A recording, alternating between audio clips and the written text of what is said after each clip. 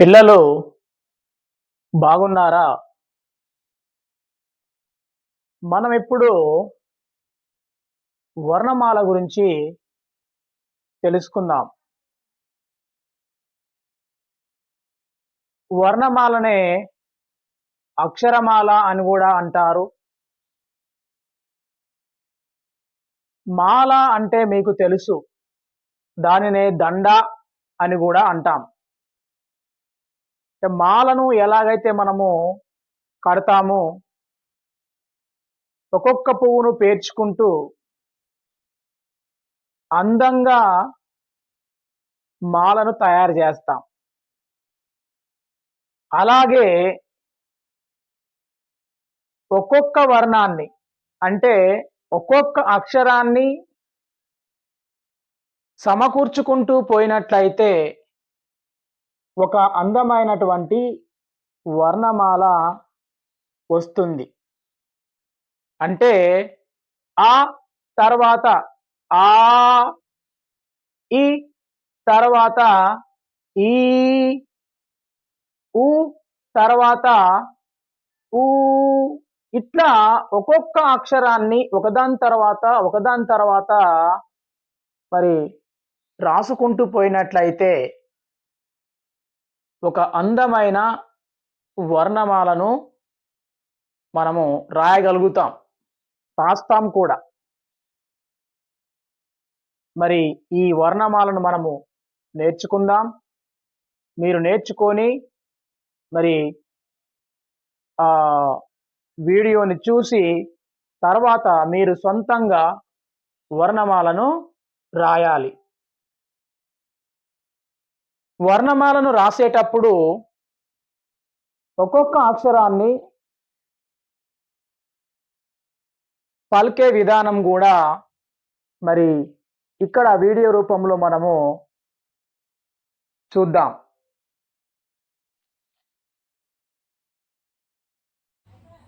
అ అంటే అమ్మ, ఆ అంటే ఆవు, ఇ అంటే ఇల్లు,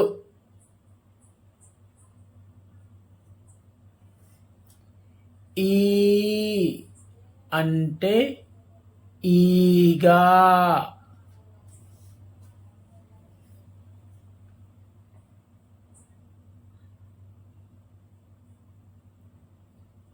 ఉ అంటే ఉడుత, ఊ అంటే ఊయల, రు అంటే ఋషి, రూ రాకొమ్ము దీర్ఘమిస్తే రు, ఏ అంటే ఎలుక,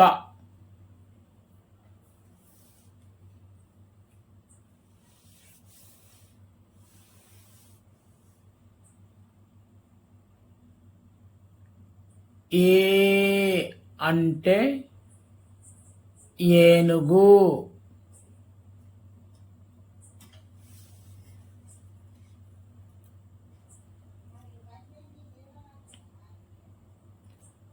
ఐ అంటే ఐదు,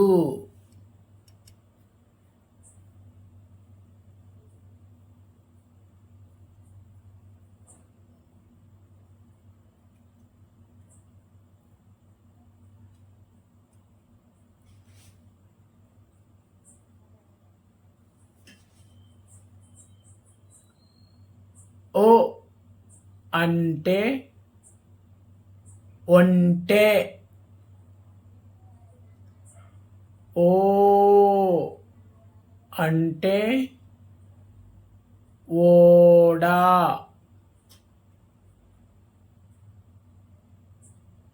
ఔ అంటే ఔషధం, అంటే అందె,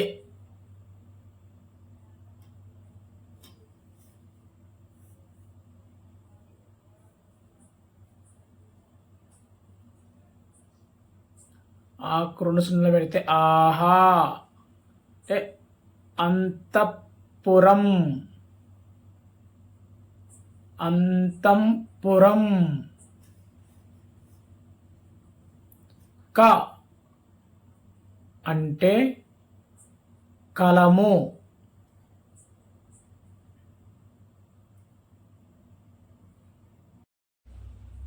ఖ అంటే ఖడ్గం.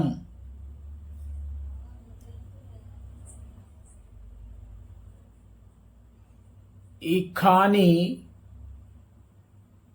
కంఠంతో గట్టిగా పలకాలి. గ అంటే గదా.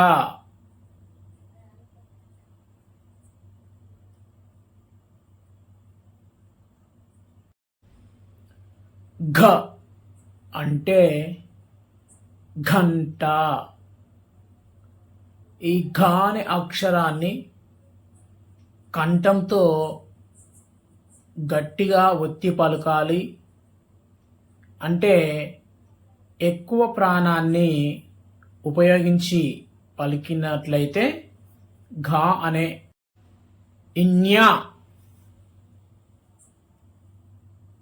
ఛ అంటే చక్రము.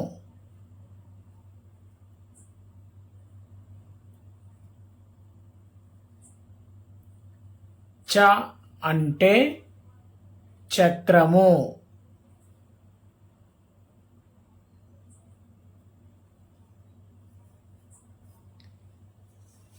ఛ అంటే ఛత్రి.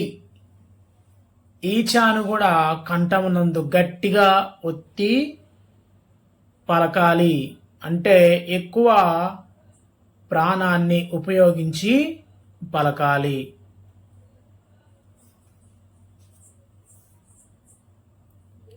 జ అంటే జడ.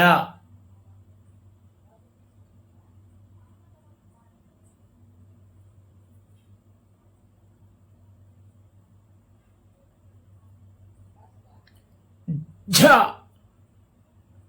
అంటే జుషము.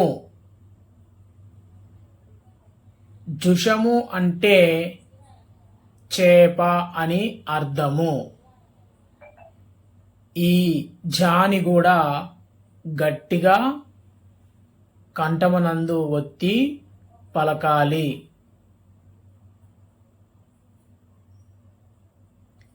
ఇని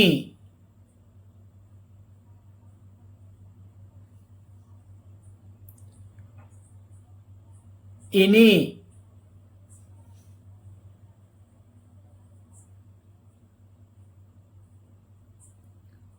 ట అంటే టమాటా.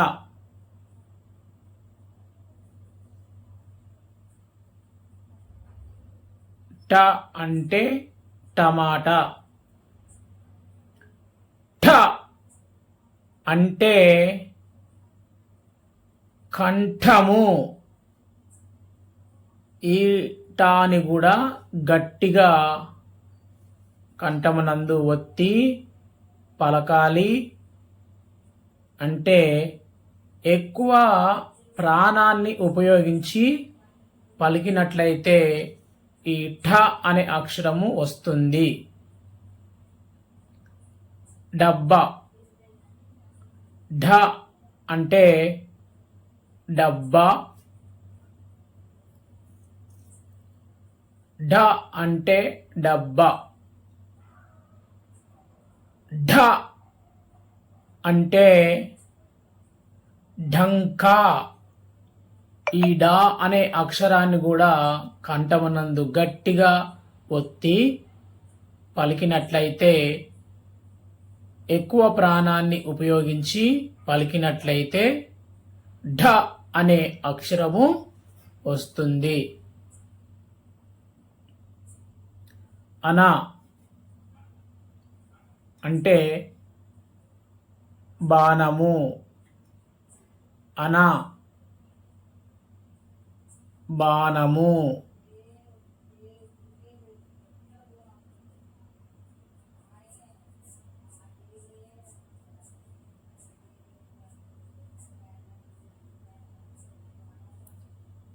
త అంటే తపల త అంటే తబల త అక్షరం మీద తబల అనే పదము ఇక్కడ మనము చెప్పుకున్నాం.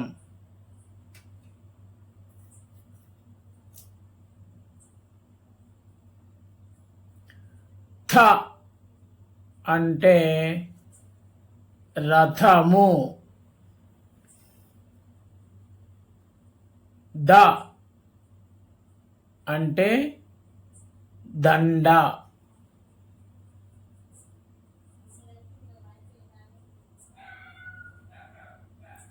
ద అంటే దండ.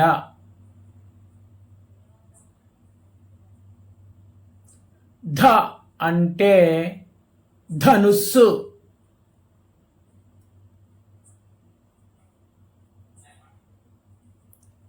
న అంటే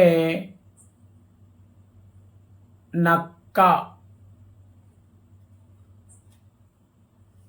నా అనే అక్షరం మీద నక్క అనే పదాన్ని మనం ఇక్కడ రాసుకోవడం జరిగింది.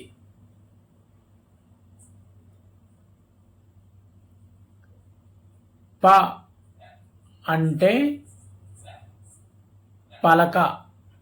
ప అక్షరం మీద పలక అనే పదాన్ని ఇక్కడ రాసుకోవడము చెప్పడము జరిగింది.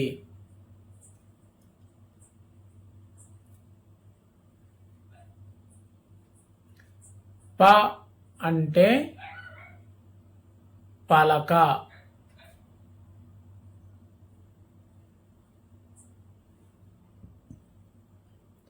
ఫ అంటే ఫలము.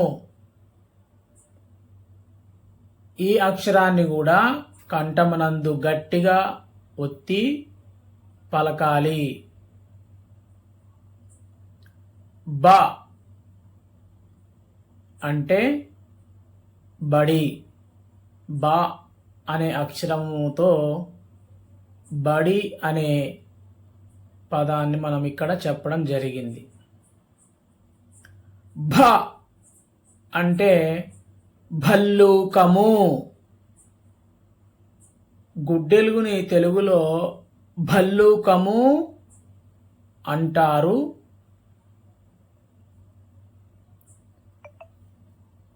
మా అంటే మల్లె. మా అంటే మల్లె.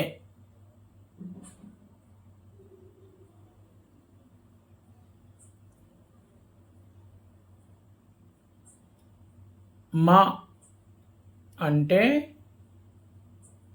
మల్లె. మా అనే అక్షరం మీద మనం మల్లె అనే పదాన్ని రాసుకోవడం జరిగింది. య అంటే యముడు. య అనే అక్షరంతో యముడు అనే పదాన్ని ఇక్కడ రాయడము జరిగింది.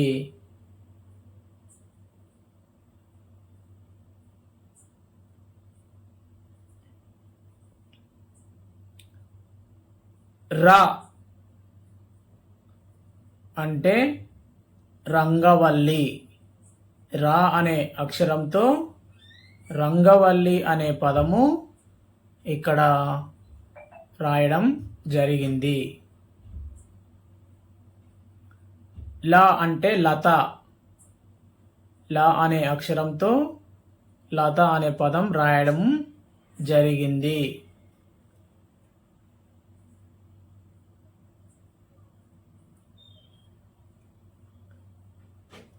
ఇక్కడ పక్కన చెట్టుకి అవి తీగలు కనిపిస్తున్నాయి.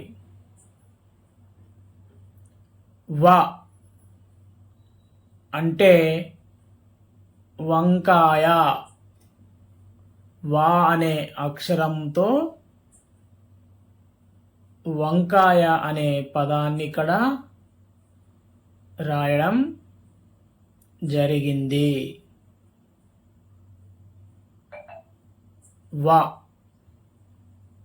అంటే వంకాయ.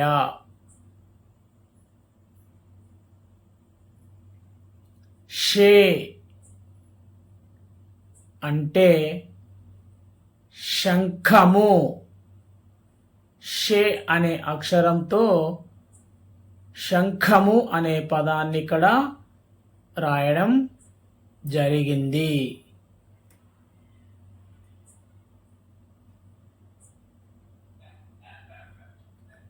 ష అంటే షట్పదం. ష అంటే షట్పదం. ష అంటే షట్పదం. ష అనే అక్షరంతో షట్పదం అనే పదం రాయడం జరిగింది. స అంటే సంచి. స అనే అక్షరంతో సంచి అనే పదం ఇక్కడ రాయడం జరిగింది. హ అంటే హంస. హంస. హ అనే అక్షరంతో హంస అనే పదాన్ని ఇక్కడ రాయడం జరిగింది. హ అంటే హంస.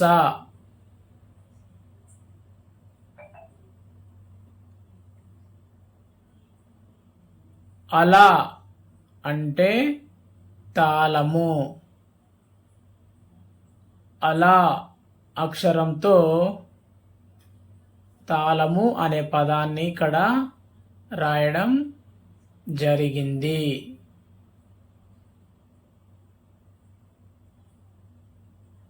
క్ష అక్షరంతో క్షత్రియుడు అనే పదం ఇక్కడ రాయడం జరిగింది. క్ష అంటే క్షత్రియుడు. క్ష అనే అక్షరంతో క్షత్రియుడు అనే పదం రాయడం జరిగింది. బండిరా అంటే రంపము. బండిరా అనే అక్షరంతో రంపం అనే పదం రాయడం జరిగింది. సరళ పదాలు రాయండి. ఉదాహరణకు తల, లత, పలక, తబల, గలగల, గపగప.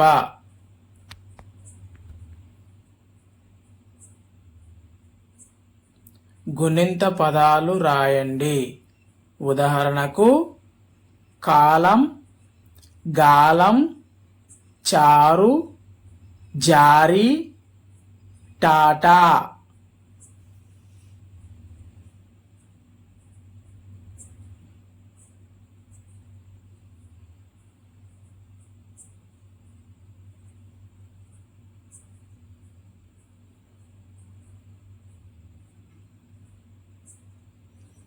ఒత్తు పదాలు రాయండి. ఉదాహరణకు రామయ్య, లింగయ్య, సూర్యోదయం, చంద్రుడు.